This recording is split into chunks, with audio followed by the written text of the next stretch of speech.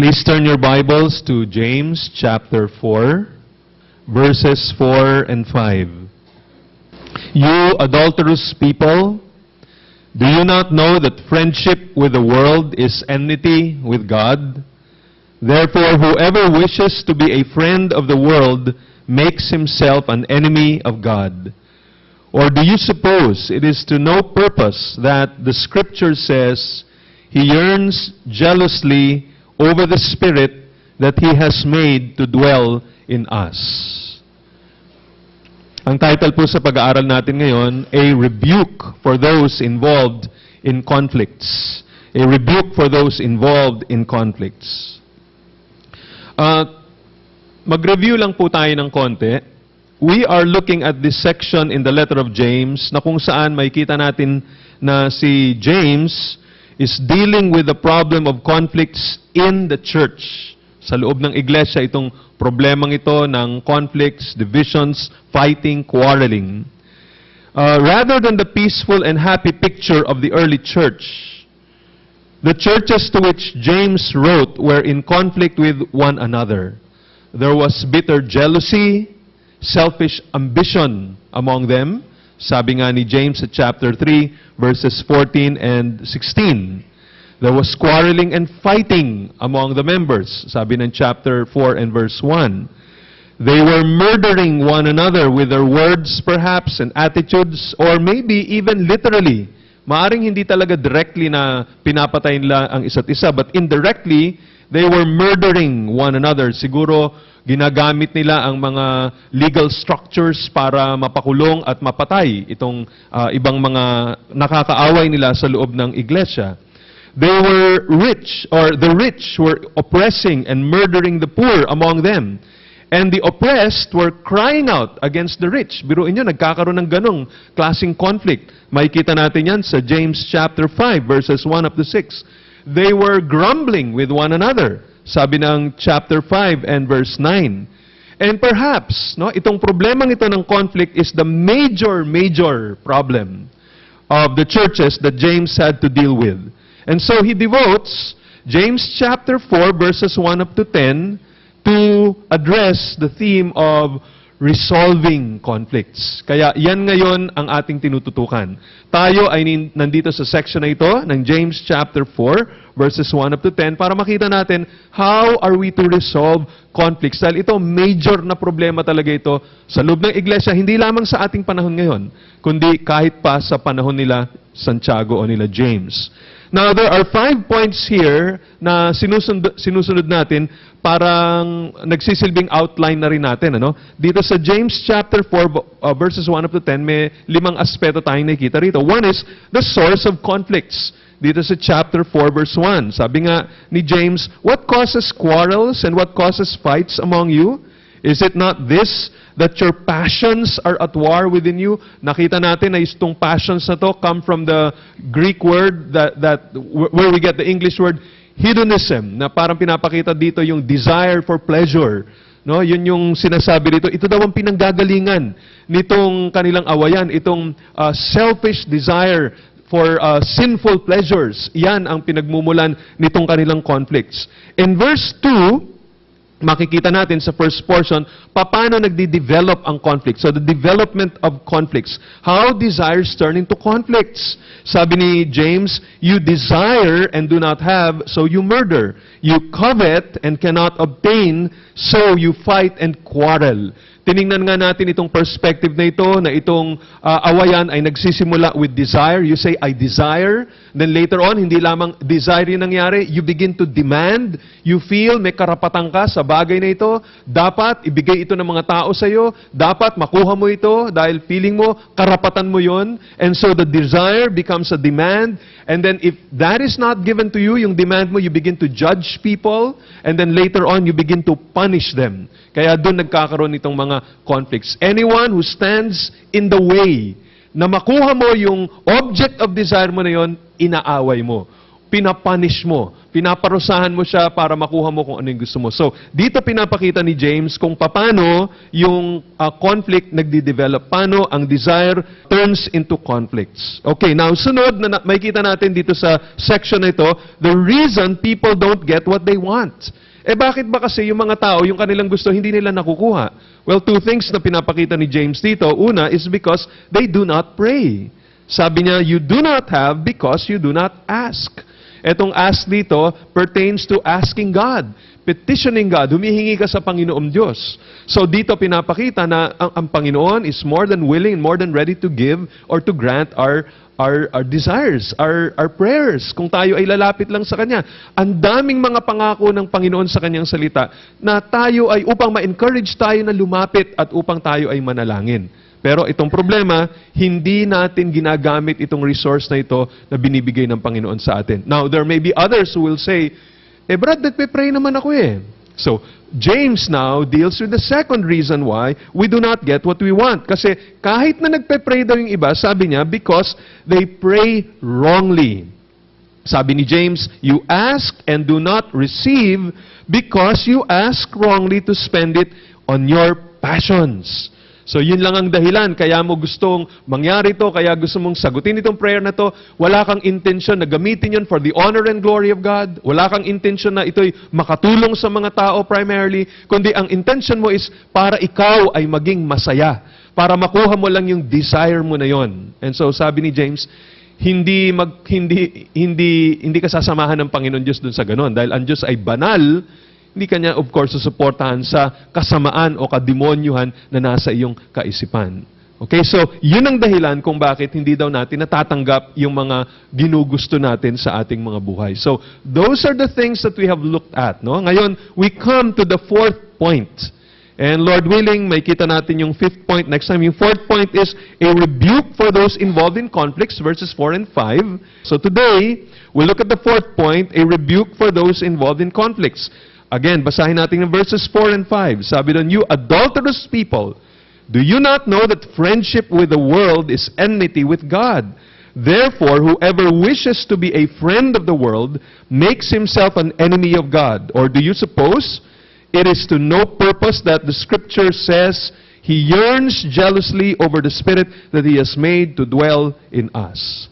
So, pagkatapos i-identify ni James kung saan nanggagaling itong murderous conflicts na ito, sabi niya, ito ay galing sa passion o galing dito sa desire for sinful pleasure. Si James ngayon ang kanyang ginawa, he rebukes itong mga taong ito who are involved in conflict and he rebukes them severely. Tingnan niyo yung opening words ni James dito sa chapter 4 and verse 4. Sabi niya sa kanila, you adulterous people. Now, katulad ng nabanggit ko sa inyo dati, kung titingnan natin kung paano normally ina-address ni James o kinakausap, anong tawag niya dito sa mga unang bumasa nitong letter niya na ito, we will see that he would address them tenderly. Minsan, tawag niya sa kanila, brothers. Kung babasahin niyo na mabuti yung mga iba't ibang section sa letter, makikita niyo din, sabihin niya, brothers, o kaya kung minsan sabihin niya, my brothers, or sometimes even more than that, he will say, sabihin niya, my beloved brothers. So yan ang tatlong phrases na, word or phrases na kanyang madalas na ginagamit. Mga kapatid, mga iniibig kong kapatid, mga kapatid. So ganun lagi, very tender. However, when we come to this section, sa chapter 4 verses 1 up to 10, hindi niya ginamit yung mga salitang yun. Instead, he calls them, you adulterous people. May kita natin, nagpalit ng tono. Kaya nga ako naniniwala ako, napalagay ko, ito talaga yung pinaka-major na problema nila dito eh. Marami mga problema dinadaanan nitong mga mananampalataya. Pero ito yung pinaka-sakit ng ulo ni James. Kaya dito, wala na yung my brothers, my beloved brothers. Diretso na, you adulterous people. Sabi nga ng isa, minsan akala natin, pag sinabing pag-ibig, it is always nice and mild-mannered. Pero hindi ganun ang ating Panginoong Hesus. He spoke in love, pero ano sabi niya kay Peter? Get behind me, Satan! Pero alam natin, mahal ni Jesus Christ si Pedro. Sabi niya, dito ka sa likod ko, Satanas. Biro niya, tinawag ng Panginoon si Pedro na Satanas. Nung kausap niya yung mga Jewish religious leaders, alam natin, mahal ng Panginoon sila, and yet, sabi niya, woe to you, scribes and Pharisees, you hypocrites. Masakit, pero mahal niya sila. He spoke lovingly when he said to them, you serpents, you brood of vipers, how will you escape the sentence of hell? Yung tono niya mabigat, may warning, at very serious warning, but we know it is out of genuine concern, out of love para dito sa kanila. And James speaks with these believers in the same manner. Kahit na sinabi niyang, you adulterous people, ang laman ng puso ni James pag-ibig lang para dito sa kanyang mga sinulatan. Now, it's obvious na itong si James, hindi siya umattend ng anumang seminar for church growth, lalo na sa panahon ngayon. Dahil kung siya ay naka-attend ng mga seminars na ginagawa ngayon, paano magpalaki ng iglesia, he would not have used those shocking words na nabasa natin dito sa ating passage. He would have learned that if a pastor wants to attract sinners or seekers, he should never say anything from the pulpit that will offend or confront them about their sin. Alam niya na kung gusto niya maka-attract ng mga seekers, he should give them what they want. Pag ang isang seeker ay nagpunta sa iglesia, he wants to hear cheerful and optimistic stories that will encourage him and build his self-esteem. Yan ang sinasabi ng mga seminars on how to cause a church to grow. And so, yung pinakahuling bagay na sasabihin ng isang pastor na gusto niyang palakihin ng iglesia is to call yung mga tao spiritual adulterers.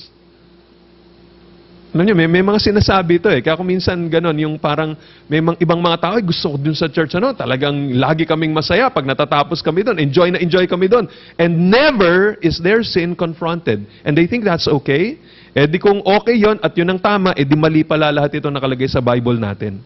Kasi ang daming rebuke, ang daming correction, ang daming admonition, at masasakit kadalasan yung mga salitang yon. Biruin mong tawagin kang Satanas, get behind me. Biruin mong tawagin kayong mga ulupong, mga anak kayo ng mga ahas. Di ba? Masakit masyado yon. Now, hindi ko naman sinasabi na dapat yung mga pastor lagi na lang gamitin yon na magtitipon tayo kayo, mga demonyo talaga kayo. Kayo, mga Satanas kayo. hindi man natin gagawin yon, of course. But what I'm talking about is yung merong mga panahon that we must confront sin. Sometimes it's going to be, we will use words na parang nakakaskandalo siguro in a sense, masakit, pero there will be instances na para gisingin yung mga tao, kailangang makarinig ng ganong klaseng mga salita para ma-realize nila, grabe na talaga yung kanilang mga nagagawang kasalanan. Okay, so, you adulterous people.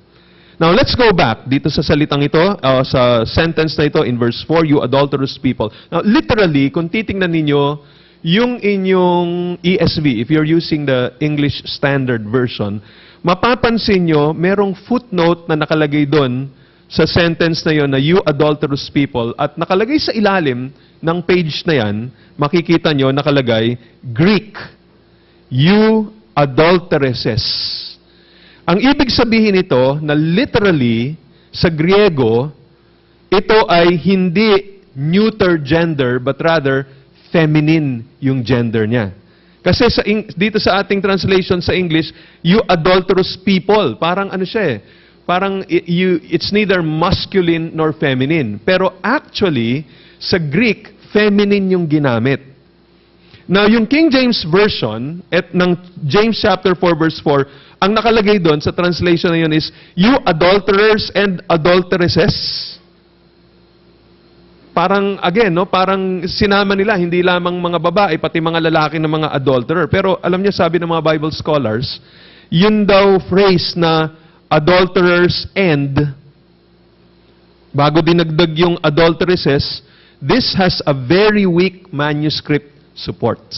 Mahina suporta nito from the original na Griego. Some say that perhaps meron daw mga early scribes who felt, or early scribe who felt, that this passage refers to literal adultery. So inisip niya literal adultery ito, and then he felt embarrassed that only the women were being addressed. Kasi, you adulteresses. So, sabi niya, nakakaya naman, mga babae lang, mga lalaki pa nga mas madalas na nagko-commit ng adultery Kaya sabi niya na, sabi daw nitong, parang ang ginawa nitong early scribe na to, siningit niya. He inserted male adulterers in the congregation para balanse. Hindi lang yung mga babae tinitira, pati mga lalaki.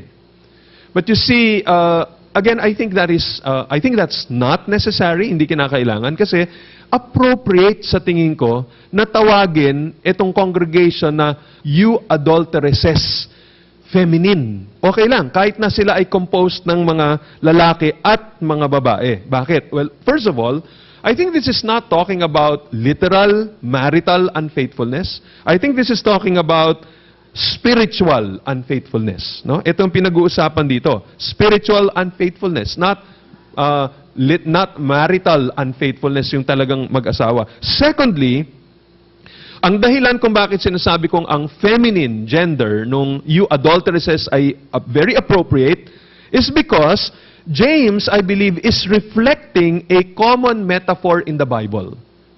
Ano ba yung madalas na ginagamit na litrato sa Bible tungkol sa mga anak ng Panginoon Diyos? In the Old Testament, the people of God are considered as the wife of the Lord. For example, sa Isaiah chapter 54, verses 5 and 6, nakalagay, Isaiah 54, 5 and 6, for your maker is your husband. Yung maker na yan referring to God. Your maker is your husband. The Lord of hosts is His name. Sabi ng verse 6, for the Lord has called you like a wife, deserted and grieved in spirit, like a wife of youth when she is cast off, says your God. So, dito natin makita na ang tawag ng Panginoon Diyos sa kanyang bayan, they're called wife. No, tawag wife. So siya, husband. Of course, it's a metaphorical way of showing yung closeness ng relationship ng Panginoon Diyos sa kanyang bayan. Okay? Now, when we go to the New Testament, the church, yung iglesia ng Panginoong Hesus, is also regarded as the wife of Christ or the bride of Christ. Maliwanag na makikita natin yan sa Ephesians chapter 5. And so, it is reasonable therefore, to understand adulteress as a figure of speech for spiritual unfaithfulness. Kaya okay lang. No, pag tinawag ng Panginoong Diyos, o tinawag ni James, sinabi niya, you adulteresses, because he is dealing with this local church, bayan ng Panginoong Diyos, at yung relationship ni Kristo sa kanila, parang si Jesus, siya yung bridegroom, at yung iglesia, yun yung bride. Kaya nga sa Old Testament, mababasa natin that prophets often condemned Israel as an adulteress for unfaithfulness towards God by committing idolatry and apostasy. For example, sa Ezekiel 23 verse 37, sabi doon, for they have committed adultery. Blood is on their hands. With their idols they have committed adultery, and they have even offered up to them for food the children whom they had born to me. Kita nyo, ginagawa nila, pinapatay nila, sinasakripisyo nila yung kanilang mga anak sa kanilang mga idols. And so sabi ng Panginoon, they are committing adultery. Pagka minamahal nila yung mga idols instead of the true God, pagka ang worship nila, ang puso nila is towards these idols rather than the true God, they are committing adultery, spiritual adultery.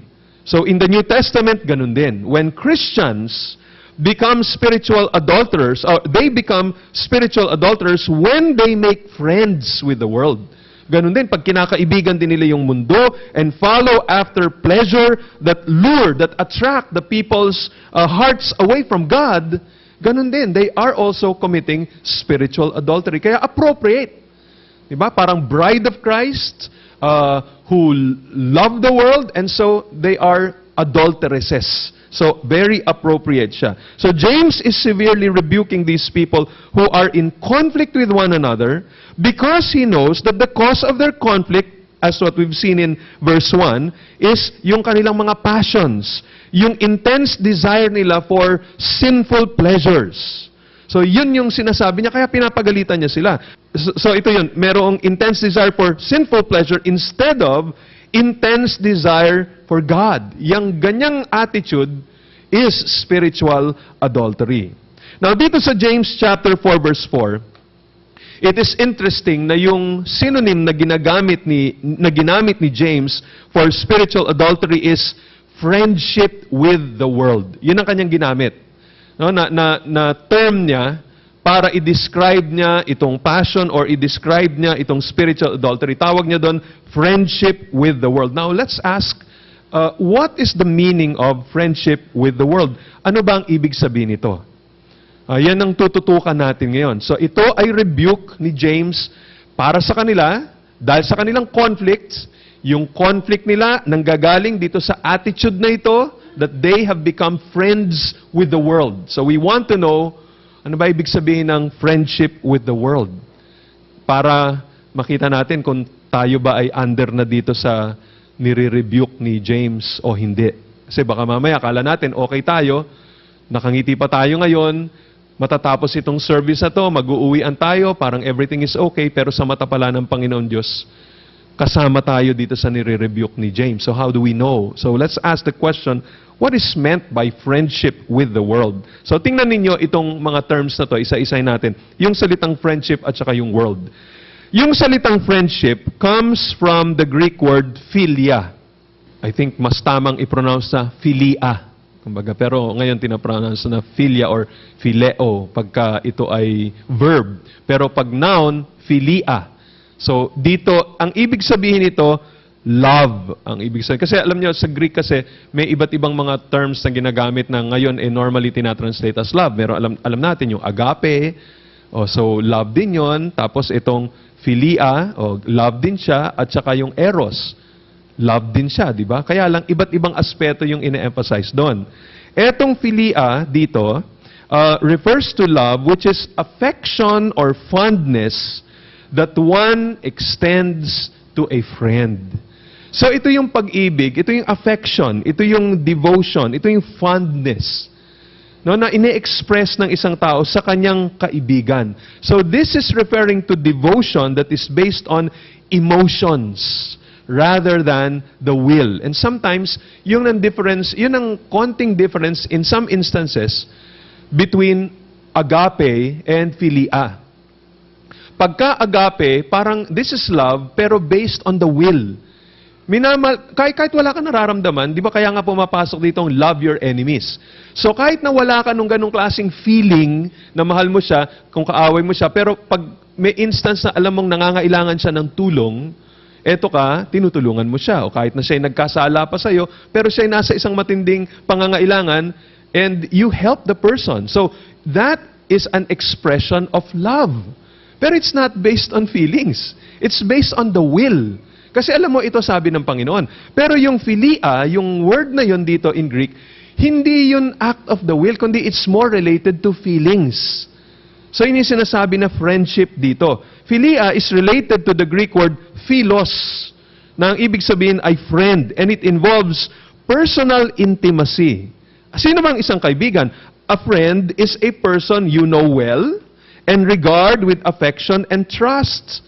Diba? So, meron kang tiwala sa kanya, kaibigan mo siya. Masarap ang pakiramdam mo pag kasama mo siya.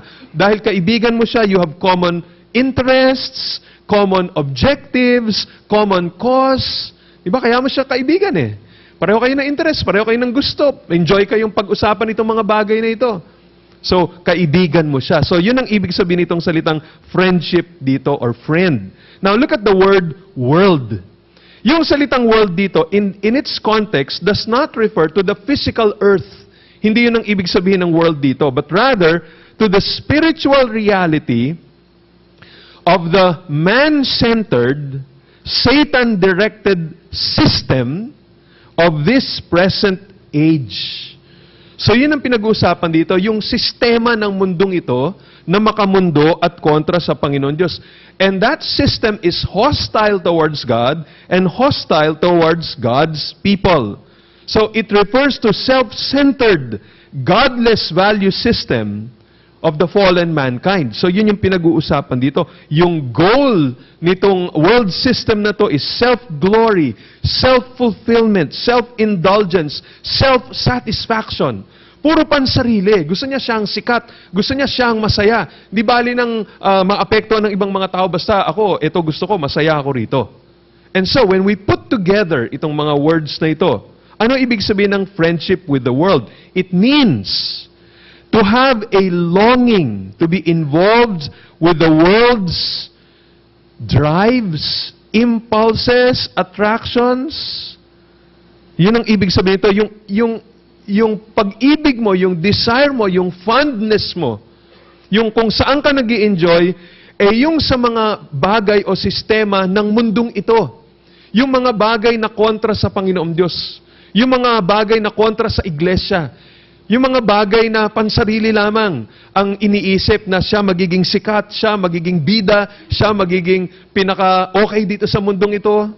So, yun ang ibig sabihin ng friendship with the world. Now, dito, pag sinabing friendship with the world, it's not just speaking about occasional spiritual weakness ng mga Kristiyano. It's talking about continual, willing, enjoyed, and ungodly drives of the unbelievers. So ito settled na ito talaga yung direksyon ng kanyang puso. Parang kaibigan.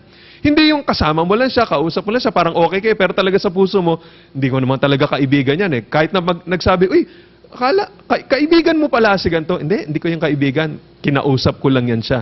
Pero hindi kaibigan. Iba kasi yung kaibigan. So dito, ang pinag-usapan, pag sinabing friendship with the world, you're talking of an unbeliever. An unbeliever na talagang ibang klase yung kanyang devotion at pag-ibig sa mundo.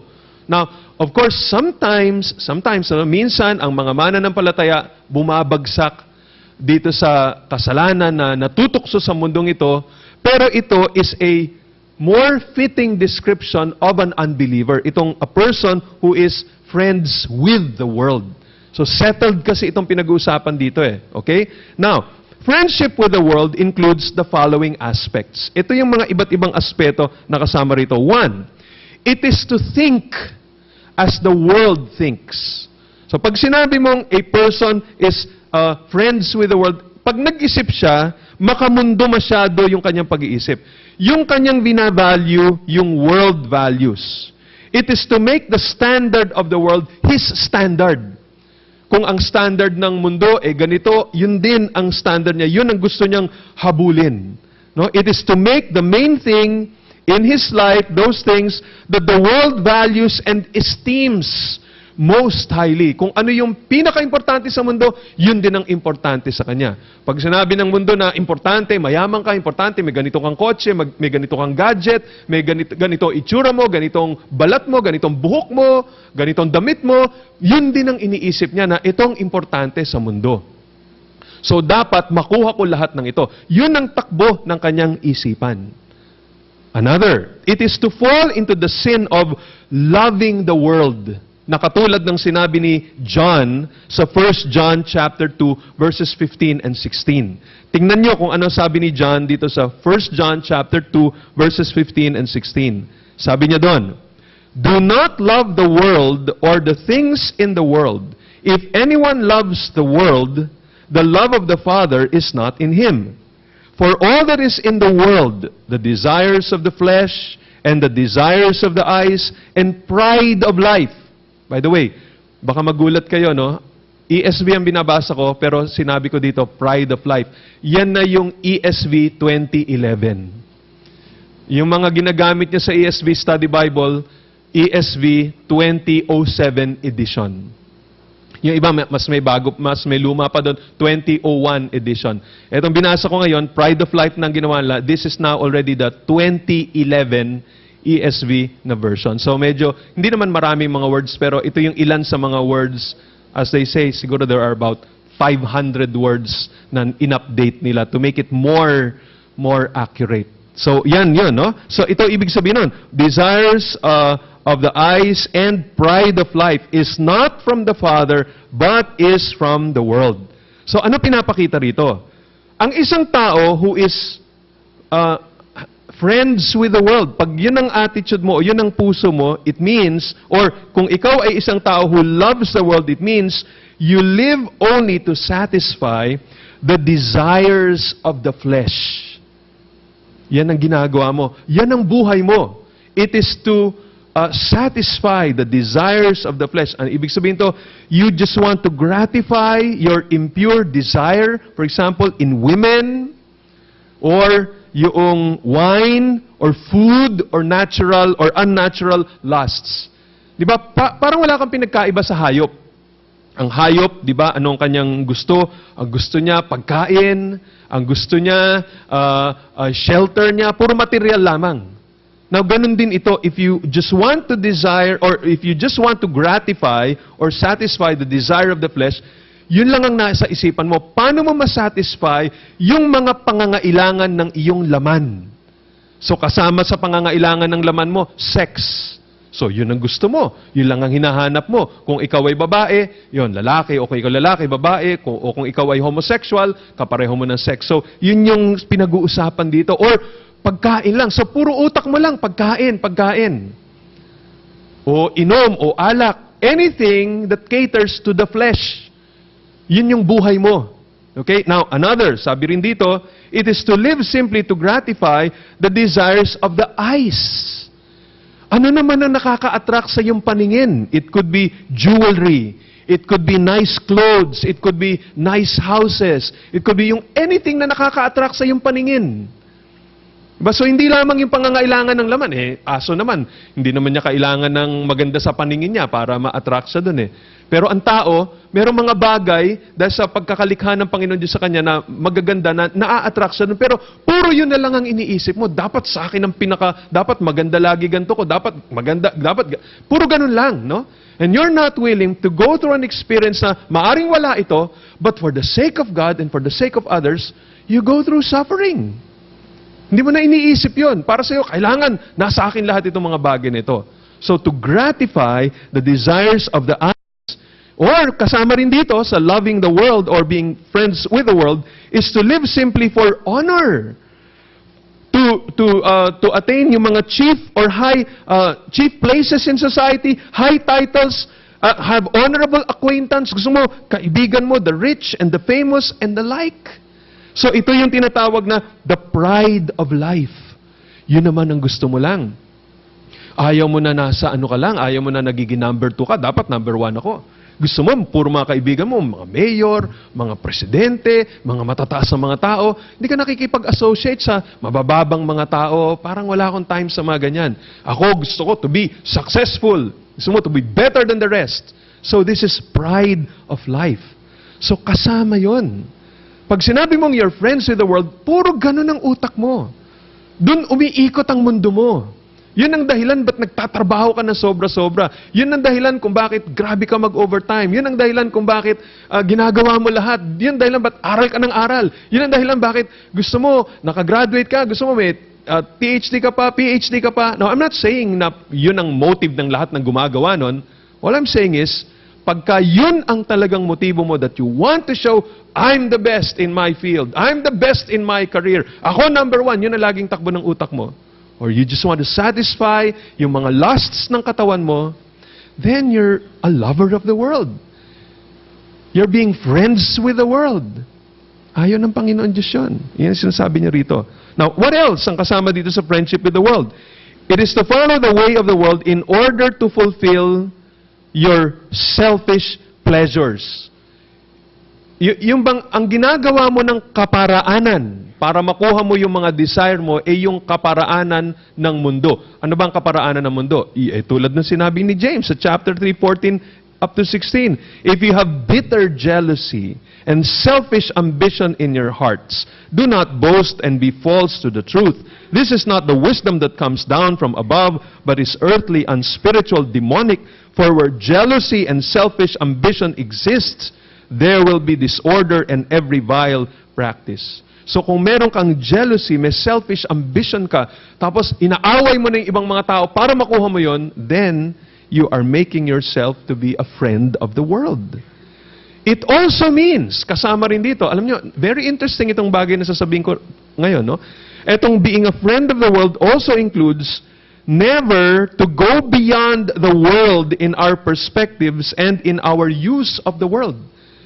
Yung ba, hindi ka na lumalagpas dun sa mundo. Let me put it this way. Halimbawa, for example, when you pursue education, you go to school, you study history, science, geography, math, music, etc. Pinopursue mo lahat yun, but you never see God and His involvement in these subjects. You see history, pero walang role ang Panginoon Diyos doon. Hindi niya create si Adam, basta ikaw, inaaral mo lang yung history about Bonifacio, about Jose Rizal, about this, about that, na wala kang iniisip na kilos ng Panginoon Diyos, providence ng Panginoon, wala. Hindi mo naisip yun. You are a person who studies biology, zoology, tinitingnan mo itong mga hayop na to, pinag-aaralan mo yung mga halaman, natutuwa ka, na-impress ka, grabe, ang ganda pala pag tiningnan mo under the microscope, or tinitingnan mo yung heavenly bodies, or an astronomer, tinitingnan mo yung order ng lahat, natutuwa ka, but you never go beyond it. You don't see God, who upholds all things by the word of His power. You don't see God, who is the ruler of the whole universe. Wala ang Diyos doon, hindi mo nakikita, Panginoon. Hanggang doon ka lang, na-stuck ka doon sa nakikita ng material na mga mata mo, naririnig ng tenga mo, natitikman ng dila mo, o nararamdaman ng balat mo.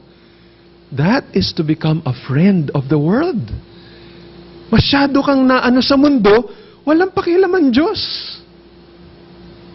Minsan malungkot we have a tendency to compartmentalize our lives. Pagdating sa church, we always talk about God. Pagdating sa pag-aaral, wala nang Diyos. Wala nang pakialam ang Panginoon sa subjects na inaaral natin. That is wrong. That's inconsistent with the faith na tinuturo ng Biblia. Okay, so yun ang ibig sabihin nito. Or sabi rin, ito nakuha ko kay Stephen Cole, sabi niya, friendship with the world means living to please yourself apart from God rather than living to find pleasure in God Himself. Sabi niya, basahin ko lang sabi niya, no? As John Piper has aptly pointed out, the Bible is not against us having pleasure. Rather, it is against us finding pleasure in the wrong things or in wrong ways. Knowing God is the ultimate pleasure. The Psalms often proclaim this truth. Sabi ng Psalm 16:11, you make known to me the path of life. In your presence, there is fullness of joy. At your right hand are pleasures forevermore. Sabi ng Psalm 37 verse 4, delight yourself in the Lord and He will give you the desires of your heart. Sabi ng Psalm 36 verses 7 to 9, how precious is your steadfast love, O God. The children of mankind take refuge in the shadow of your wings. They feast on the abundance of your house and you give them drink from the river of your delights. For with you is the fountain of life. In your light do we see light. With you is the fountain of life. In your light we see light. So, ito yung isang bagay na pinapakita ng salita ng Panginoon Diyos. Hindi masama that you find pleasure, but you must find your ultimate pleasure in God, sa Panginoon. No, so, people, again, find pleasure in this world, pero wala ang Panginoon Diyos doon. Doon lamang sila natutuwa. So, doon nila hinahanap yung kanilang kasiyahan. Kaya sinasabi nila, kaya hindi ako masaya kasi wala sa akin ito Kaya hindi ako masaya kasi wala itong babae o lalaking ito sa aking buhay Kaya hindi ako masaya kasi hindi nyo binibigay ito sa akin So, hindi mo hinahanap sa Panginoon Diyos ang ultimate pleasure mo. So, when that happens, you make yourself to be a friend of the world. So, yan ang ibig sabihin pag sinabi nating friendship with the world. Kasama dito, you think like the world, you love the world, tulad na sabi ni John sa 1 John 2:15 and 16, yung kaparaanan mo to get the things that you want is very unchristian, very unbiblical. Yung perspective mo, nananatili lang sa mundo, you don't go beyond the things of the world, kahit na education pa yun or whatever it is, you don't see God in all of this. So, these are some of the things na nagpapakita ang pagiging friend of the world. Okay, now, we ask the next question, why does James rebuke them so severely? Bakit ganun na lamang ang ano ni James regarding people like that? What is it about being a friend of the world that deserves such a strong rebuke? No, ano bang meron doon? O, okay, ganun nga yun. O, so bakit galit na galit? Bakit ganito ang tono ni James? Well, ngayon tingnan natin, look at the dangers of being a friend of the world. Tingnan niyo yung mga dangers, may kita natin ito sa James chapter 4 and 5. Chapter 4, verses 4 and 5. O, tingnan niyo ang unang makikita natin dito. Well, the reason why, ganun na lamang ang rebuke dito ni James sa kanila is una, because friendship with the world is to commit spiritual adultery. Di ba? Yun na nga eh. Kaya nga sabi niya, you adulteresses. Kasi pag ikaw ay friend of the world, you are committing spiritual adultery. Mabigat na kasalanan yun.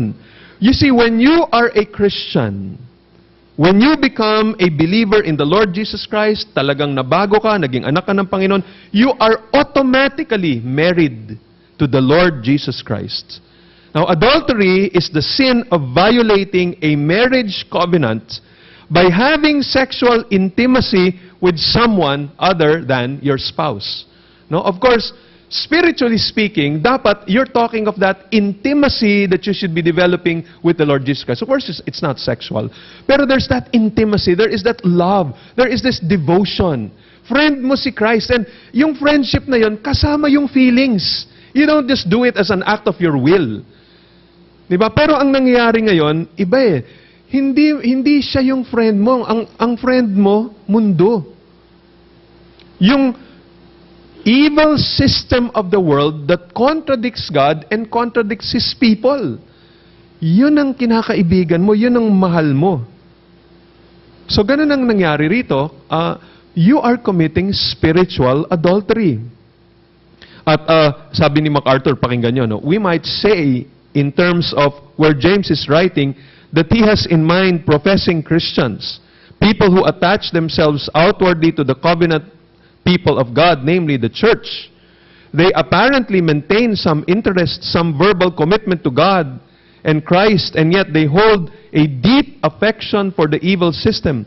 And they become like the wicked adulterous Jews of Israel who were unfaithful to God. It's a great term for people who attach themselves to the church, who attach themselves to Christianity, but then with their tremendous consuming love for the world, give nothing to God and give themselves wholly to the world and thus are adulteresses. That's what he has in mind. So ang nasa isipan niya, no, sinabi niyang, you adulterous or you adulteresses, yung spiritual adultery, you're talking of people na sa panlabas, kung titingnan niyo sila, they're in the church, they seem to love the church, pero kung susuriin daw yung laman ng kanilang puso, ang mahal nila, yung mundo. Parang sabihin mo na lang, may asawa ka, pero sa totoo, ang laman ng puso mo, yung dati mong girlfriend, dati mong boyfriend. You're an adulterer. Pwede ka bang magpaalam sa misis mo at sabihin mo, darling, alam mo, gusto kong maging fair sa lahat eh. Mahal kita, pero pwede bang paminsan-minsan, bisita din ako sa dati kong girlfriend, doon din ako matulog paminsan-minsan? Hindi pwede gawin yon. Pagka sinabi mo yon, questionable yung sinasabi mong genuine na pag-ibig mo sa asawa mo. So, eto, ngayon, ang tanong dito, pagka ganun ang ginagawa mo, ano kaya ang pakiramdam ng tao? Looking at it from the world's point of view. Kasi tinitingnan natin, what is the reason why ganito na lamang ang tono ni James when he talks to them because of their friendship with the world? Sabi ko nga, dahil nga, this is spiritual adultery. So, ang tanong, ano ba ang feeling ng isang lalaki pag yung asawa niya nag-commit ng adultery? Ano sabi ng Proverbs chapter 6, 25 to 35? Just to give us an idea. This is yung typical na feeling ng isang tao dito sa mundo na yung kanyang spouse nag-commit ng adultery. Ito ang sinasabi rito ng Proverbs chapter 6, 25 up to 35. Sabi dito, ito una, warning, do not desire her beauty in your heart. Sinasabihan ng isang lalaki. No, huwag kang mag-desire ng ibang babae. Do not let her capture you with her eyelashes. For the price of a prostitute is only a loaf of bread, but a married woman hunts down a precious life. Can a man carry fire next to his chest and his clothes not be burned? Or can one walk on hot coals and his feet not be scorched? So is he who goes in to his neighbor's wife. None who touches her will be unpunished. People do not despise a thief if he steals to satisfy his appetite when he is hungry, but if he is caught, he will pay sevenfold. He will give all the goods of his house.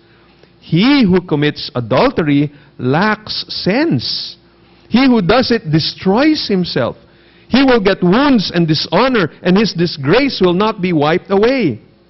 Verse 34, for jealousy makes a man furious, and he will not spare when he takes revenge. He will accept no compensation. He will refuse though you multiply gifts. Yun ang typical, yun ang ordinarily, no? Without the grace of God, we're just talking about itong human relationships na to. Pag nag-commit ng adultery isa, grabe yung galit ng spouse. Hindi siya tatanggap ng sorry lang. Para sabihin niya, sana hindi na nangyari ito, sana panaginip lang ito, sana hindi na ikaw pinakasalan ko, sana namatay ka na lang. Parang ganun na kanyang pakiramdam. Para hindi siya makatanggap ng anumang bagay to make restitution. Pag ganun ang ginawa doon sa kanyang asawa. Now, that's from the world's point of view. But that, I believe, gives us a glimpse kung gaano kaseryoso ang kasalanan ng adultery. And so, i-transpose natin yon at sabihin, well, siguro it gives us also an idea of how God feels when we make ourselves friends with the world. Ganon din. Ganon yung galit ng Panginoon Diyos. Nagsiselos din ang Panginoon Diyos in that sense. It's not wrong for God na magselos pag ganon ang ginagawa natin. Hindi masama yung ganong klaseng pagsiselos. Of course, kahit sa mundo, alam natin natural yan. Pag may babaeng nagko-commit ng adultery, yung lalaki hindi man lang pinapansin, baliwala sa kanya. Sabi mo, mahal mo ba talaga yung misis mo? Hindi ka ba nagsiselos? Mali naman yung pagsiselos na araw-araw na lang, tinitingnan mo yung speedometer ba niya? Tinitingnan, gano'n na ba karami? Ilang kilometers na ba na biyahe nito? Bakit kaya yung asawa ko 5 minutes late? Sa kaya siya nagpunta? Pagka puro gano'n na iniisip mo, yan naman ang maling pagsiselos. No? Dahil lahat na lang ngayon pinagsususpetsan mong mister mo. So, hindi gano'n. Pero yung normal na pagsiselos, na talagang, alam mo, itong lalaking ito, o babae ito, gumagawa ng kalokohan, it's normal to feel that way. At yun na nga sinasabi natin, this is why, ganito na lang ang sinasabi ni James. Kasi nararamdaman niya, kumbaga yung nararamdaman ng Panginoon Diyos eh. Sabi niya, what are you doing? You are committing spiritual adultery. Adultery yan. Now, sa mga hindi pa naka-experience ng gano'n na yung spouse nila bumagsak o yung mga magulang nila, hindi gano'n, hindi natin naiintindihan. Pero pagka meron kang experience sa yung tahanan, nanay mo, tatay mo, nag-commit ng adultery, naghiwalay pa sila, o kamag-anak mo, o ikaw mismo nangyari sa yung sariling buhay, iba yung sakit eh. Parang iba yung pakiramdam mo doon sa yung puso pag nangyari yun. So that's the reason why ganun na lamang ang statement ni James. Ganun ang kabigat nung ina-address siya itong mga taong to. Now, ikalawa, tingnan natin. Friendship with the world is not only to commit spiritual adultery, it is to make yourself an enemy of God. Yun ang grabe. Pero gagawin mo sarili mo kaaway ang Diyos. Look at verse 4. Do you not know, hindi nyo ba alam, that friendship with the world is enmity with God? Kaya yun ang tono niya eh. Kaya galit siya. Sabi niya, hindi niyo ba nare-realize to? Pag kinaibigan mo ang mundo, tulad ng nabanggit ko kanina, ginagawa mong kaaway ang Diyos. Therefore, whoever wishes to be a friend of the world makes himself an enemy of God. Ito ang ginagawa nyo, kaaway nyo, Panginoon. Mabuti nang kaawayin mo ang tao. Kasi tao, pag kinaaway mo tao, pwede kang magtago. Pwede kang lumipat lang ng ibang lugar. Pwede kang magpapalit ng mukha mo, hindi ka na mamumukaan. No? Ang daming pwede mong gawin para takasan yung kaaway mo. Pero pag ang Diyos ang nakaaway mo, saan ka pa magtatago? Kahit pumunta ka sa pinakamalalim na bahagi ng mundong ito, pinakamalalim na parte ng dagat, pinakamataas na bahagi ng bundok, pinakamalayong planeta mula dito sa earth na to, hindi ka makakatago sa presensya ng Panginoon Diyos. At pag ang Diyos ang nakaaway mo, wala kang proteksyon. Ang tao, pag tao nakaaway mo, pwede kang kumuha ng lawyer mo, pwede kang kumuha ng pulis, pwede kang kumuha magpagawa ng armored car, doon ka, hindi ka maapektuhan, pwede kang magdala ng sarili mong baril, dala ka ng kanyon mo, so sige, barilan na lang tayo, pwede mo siyang takutin. Pero ang Panginoon Diyos, meron ka bang matatayo na dingding para maproteksyonan siya from destroying you? Can you wear a bulletproof vest na hindi tatablan ng mga bala ng Panginoon? Kumbaga, wala kang magagawa to protect yourself. Kaya ito sinasabi ni James, napakadelikado nitong ginagawa nyo. If you make yourself a friend of the world, you're making yourself an enemy of God. Kaaway mo ang Panginoon Diyos. So itong isang bagay, at tapos tingnan niyo pa, sabi niya rito, no? I want you to look at this more carefully. Sabi dito, therefore whoever wishes to be a friend of the world makes himself an enemy of God. Now, interesting itong salitang wishes. Yung ibang mga commentators tulad ni John MacArthur, sabi niya, binigyan niya ng diin yung dun sa King James Version na whosoever wills. Na nagbibigay ng diin dun yung intentional, itong gusto mo na maging friend of the world. Pero when I checked the dictionary, the lexicon, I discovered na yung salitang wishes comes from a Greek word na pwedeng dalawang direksyon. One is, it could mean wish, want, or desire. Kaya tama rin yung ESV natin, yung translation. Although sa ibang translation, tulad ng King James Version, whosoever will. Tama din yun. Pwede nga ibig sabihin to, ito yung intention mo, ito yung decision mo, ito yung plano mo. So, ibig sabihin to, your heart is set on becoming a friend of the world. Pero alam nyo, the fact na pwede rin yung wishes serves as a warning to all of us. Ibig sabihin, wag mong isipin na, saka palang magagalit ang Panginoon Diyos sa akin pag talagang intention ko ng maging tulad ng mundo, pagka ito na talaga yung ginusto ko. Hindi. Kahit na i-wish mo lang, pagka ikaw ay parang naiinggit, ay sana ganun din ako. Sana singyaman ko rin sa ganyan. O sana iyaman ko rin. Sana ganito rin ang pera ko. Sana ganito din ako kaganda. Sana ako pinakamagaling sa mundo. Kahit na wish lang yon, ayaw ng Panginoon Diyos yun. Kaya ito, whoever wishes to be a friend of the world, gusto mo sa mundo, sikat ka. Gusto mo, kaibigan ka ng mundo. Gusto mo, ino-honor ka ng mundong ito. Dahil yung standard mo, wala nang pinagkaiba sa standard ng mundo. What you do when you do that is, you are making yourself an enemy of God. Ito, intentional yun. You make yourself, hindi lang He is an enemy of God, you make yourself an enemy of God. Parang intentional na ginagawa mong kaaway mo ang Panginoon Diyos. And so you should not do that. No? So yun yung warning dito. Nakakatakot mga kapatid pag tayo ay naging kaaway ng Diyos. Look at what the Bible says tungkol sa mga kaaway ng Panginoon.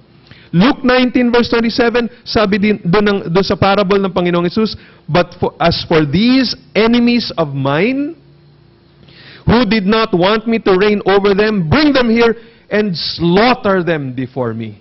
Ayun ang gagawin ng Panginoon Diyos. He is going to slaughter them. He's going to kill them. Of course, pag pumatay ang Panginoon Diyos, you're not just talking about physical death.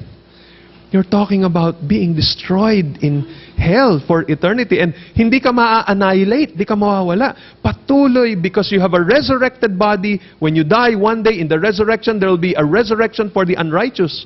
Yung body mo will be perfect and it will be fit to suffer and experience pain for eternity. Yan ang mangyari. Ganun ang parusa ng Panginoon. Akala natin, pag namatay ka lang, tapos na-annihilate, soul sleep ka lang, o kaya pagka na-resurrect yung body mo, and then papatayin, masusunog, tapos na. Hindi ganun eh.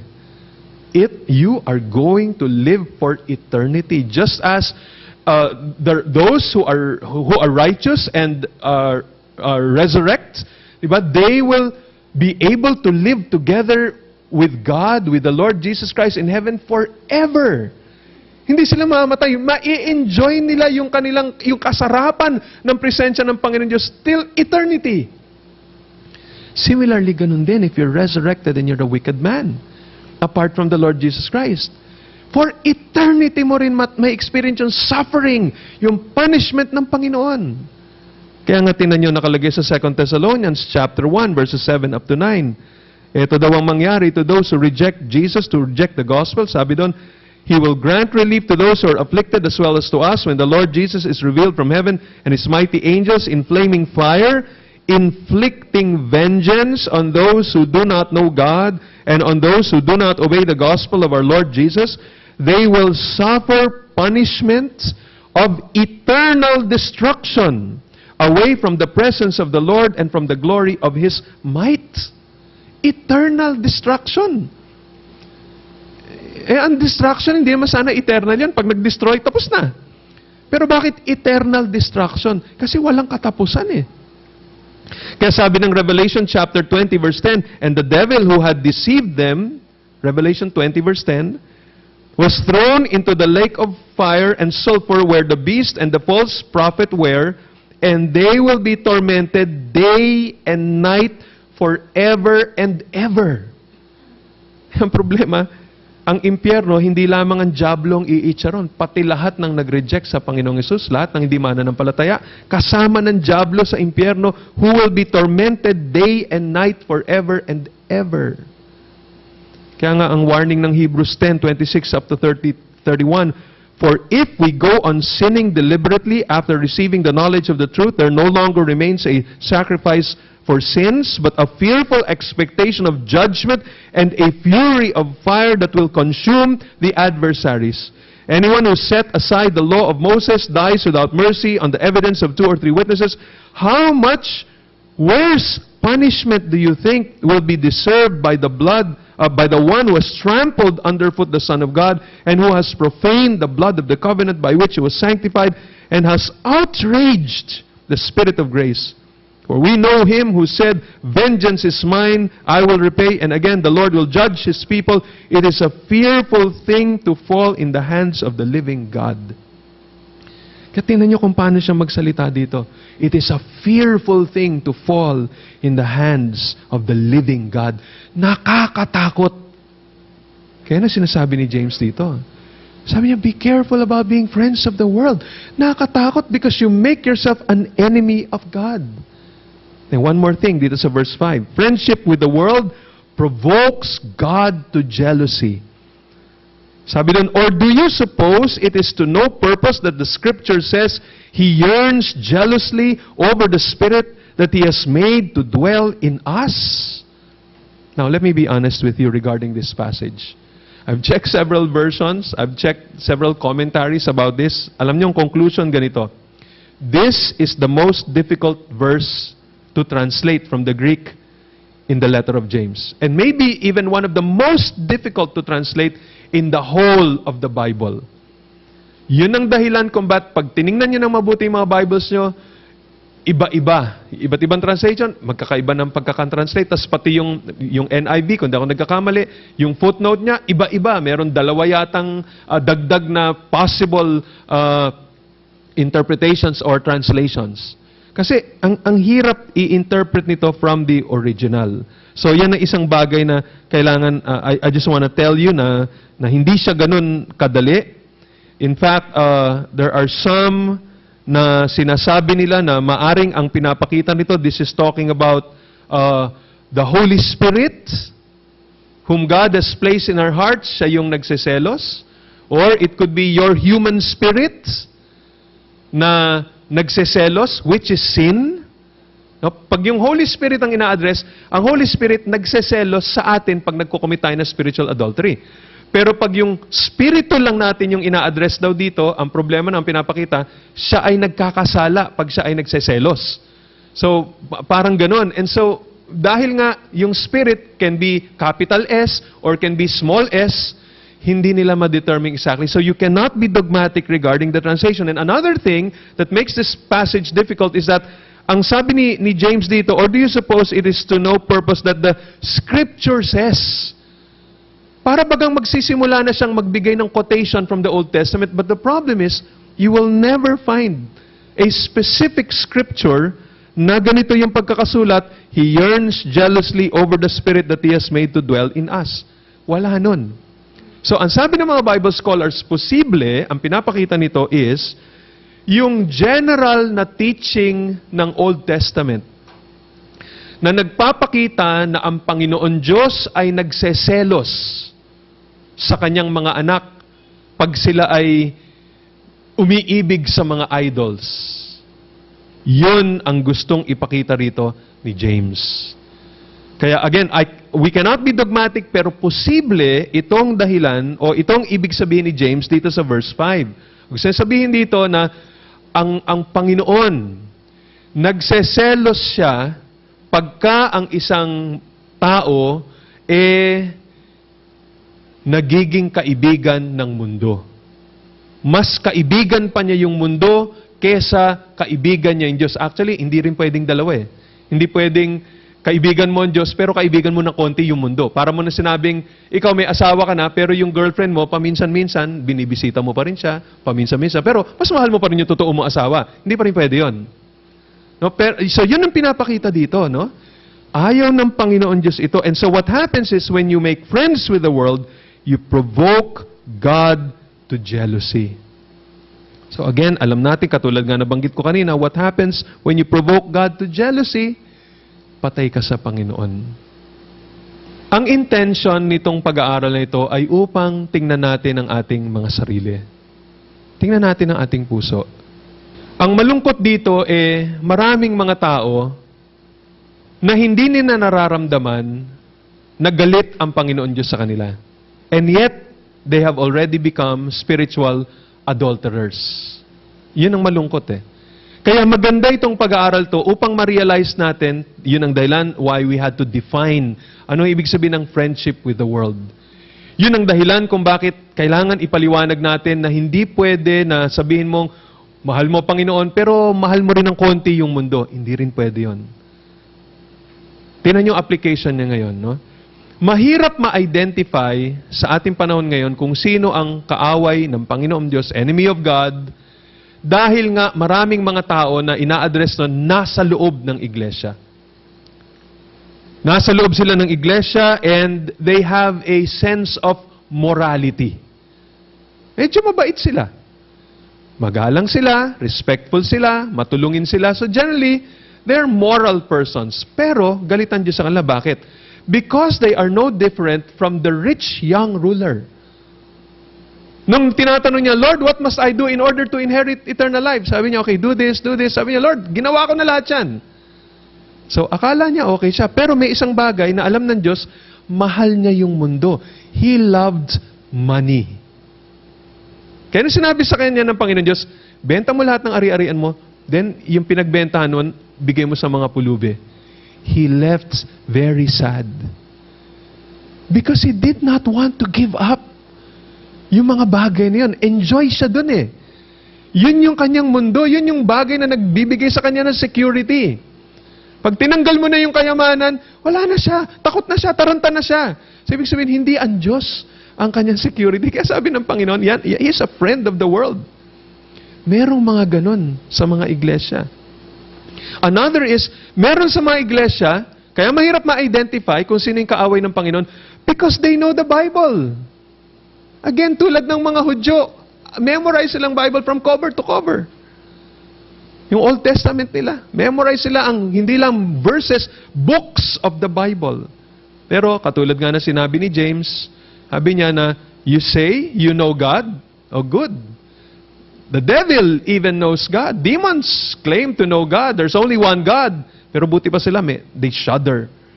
So it is possible for a person to know God in that sense of knowing all of these doctrines. And yet sa totoo, ang puso nila, malayo pa rin sa Panginoon Diyos. Hindi nila mahal talaga ang Panginoon. Kaya nga sa Matthew 7 may warning There will come a time where people will say, Lord, Lord, did we not cast out demons in your name? Did we not prophesy in your name? And did all of these mighty miracles and all these things in your name? Sabi ni Jesus, I never knew you. Depart from me, you doers of iniquity. Alam ng Diyos kung ano yung laman ng kanilang puso. And another thing is, ganun din, it's possible to be inside the church and to have false worship. Sumasamba kunyari sa Panginoon. Pero tulad na sinabi ni Isaiah, their lips worship me. They worship me with their lips, but their hearts are so far away from me. May kita niyo sa kanila, maaring sa panlabas ganun, but they don't really love the church. They don't give to the church. They don't support the church. They don't submit to the leaders in the church. They're not willing to give up yung kanilang mga possessions for the work of God, for example.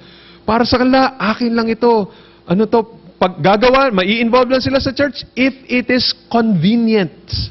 They will give if they have extra. Pero yung sabihin mong they give because they really love God and are willing to sacrifice, they will not do that. Because the truth is, acceptable pa kasi. Kaya okay sumama ng church because acceptable kasi pagka ikaw, parang Manny Pacquiao. Di Manny, Christian din ako. Oy, good, appear. So, ganun masarap parang status symbol. Pagka ikaw ay Christian, ikaw ay ganito, ikaw ay nandiyan sa particular church. Ay, alam ba, kami pinakamalaking church. Ay, kayo ba yung church? Ang laki-laki ng church. Libo-libo kayo doon. Ang ganda ng building ninyo, ang ganda ng kwan ninyo. Lahat kami, tsaka yung mga member ninyo, puro mga matataas na tao sa society. And so, somehow, yung iba, they feel okay maging Christian, okay to be part of this church, okay magbigay. Kasi pag nagbigay kami magiging pinakamalaki, kami yung pinakamarami, kami yung pinakasikat, kami yung pinaka-prayerful. It's even possible for a person to be so praying, at hindi mag-fast and pray, para lang sikat siya. Tingnan niyo mga kulto. Oneness groups tulad nung dating kina Will de Almeida, pakinggan niyo mga testimony 40 days nag-prayer and fasting, ganito katagal mag-prayer and fasting, parang pagalingan ng tagal ng fasting. Mali pa rin You can be doing something very spiritual externally, but your heart is full of pride. Full of pride. Kaya ngayon yung question dito. At sabi dito ni James, yan ang pinagmumula ng awayan. Yan ang pinagmumulan, yung desire, ito, love of the world. You're a friend of the world. Yung passion, yung desire for greatness, itong lust of the flesh, lust of the eyes, pride of life. Mga kapatid, sana po pag-isipan natin ito. Ngayon, sa linggong ito, pag-isipan po natin ating napakinggan at tanungin natin, Panginoon, Lord, kumusta po ba buhay ko? Kumusta, Panginoon Diyos ako? Talaga bang mahal ko kayo?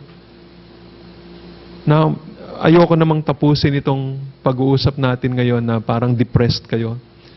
Let there be some hope. The hope is this: the Lord is more than willing to forgive. More than willing to forgive.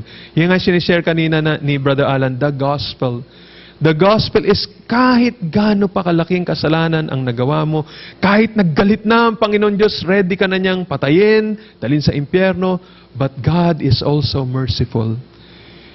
And all He's asking from you is to be humble, to repent of your sins, to put your trust in the Lord Jesus and say, Lord, please forgive me. Talaga palang napakalaking kasalanan na nagawa ko laban sa iyo. But I put my trust in Jesus Christ who died for my sins. I rely upon Him for acceptance to you. Have mercy upon me. And then, pag na-experience mo na itong change ng iyong buhay, walk in obedience to God and His Word. Gawin niyo po yun. May pag-asa tayo. Tayong lahat may pag-asa.